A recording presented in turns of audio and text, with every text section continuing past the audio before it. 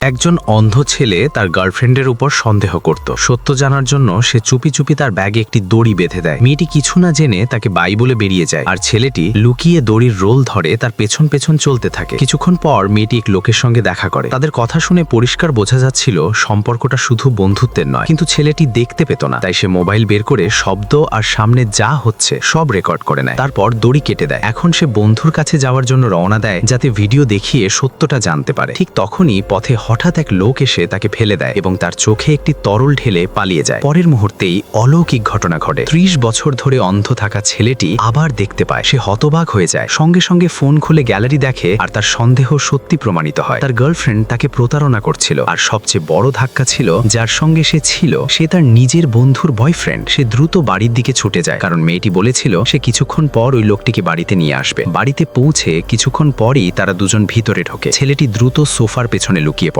দুজনই চারপাশে দেখে যখন নিশ্চিত হয় যে বাড়ি খালি, তখন তারা সোফায় ঘনিষ্ঠ হতে শুরু করে। তারা জানতো না সবকিছুই তার চোখের সামনে ঘটছে। সে সঙ্গে সঙ্গে ওই লোকটির গার্লফ্রেন্ডকে ফোন করে ডেকে বলে, তাড়াতাড়ি বাড়িতে আসো, তোমাকে একটা সিক্রেট বলার আছে। তারপর সে সোফার পেছন থেকে বেরিয়ে আসে। দুজনই তাকে দেখে ঘাবড়ে যায় এবং জিজ্ঞেস করে, তুমি কতক্ষণ ধরে এখানে আছো? সে শান্তভাবে বলে, আমি শুরু থেকেই এখানে ছিলাম আর তোমাদের সবকিছু শুনেছি। মেয়েটি ভেবেছিল সে এখনো অন্ধ, তাই মিথ্যা বলতে শুরু করে। আমরা শুধু কথা বলছিলাম। ঠিক তখনই সে চশমা খুলে বলে, শুধু শুনিনি, সবকিছু দেখেছিও। মেয়েটি অবাক হয়ে যায় এবং জিজ্ঞেস করে, তুমি কখন থেকে দেখতে পাচ্ছ? সে বলে, এটা গুরুত্বপূর্ণ নয়, গুরুত্বপূর্ণ হলো আজ তোমার আসল চেহারা দেখেছি। এদিকে লোকটি পালাতে গেলে তার গার্লফ্রেন্ড এসে দরজা আটকে দেয়। ছেলেটি ভিডিও দেখায়, তবুও সে বলে ভিডিও এডিট করা। জবাবে সে জোরে একটি চড় খায়। বলা হয় এই ভিডিও আমাকেই পাঠানো হয়েছে। এখন সব সত্য সামনে আসে। মেয়েটি কাঁদতে কাঁদতে ক্ষমা চায়, আরেকটা সুযোগ ভিক্ষা করে। কিন্তু যে নিজের চোখে বিশ্বাসঘাতকতা দেখেছে, সে কিভাবে ক্ষমা করবে? ছেলেটির আগে তাদের দুজনকে বাড়ি থেকে বের করে দেয় এবং বলে, আবার সামনে পড়লে পুলিশ ডাকবো। এরপর সে নিজের বন্ধুকে নিয়ে রেস্টুরেন্টে যায় তার নতুন সিঙ্গল লাইফ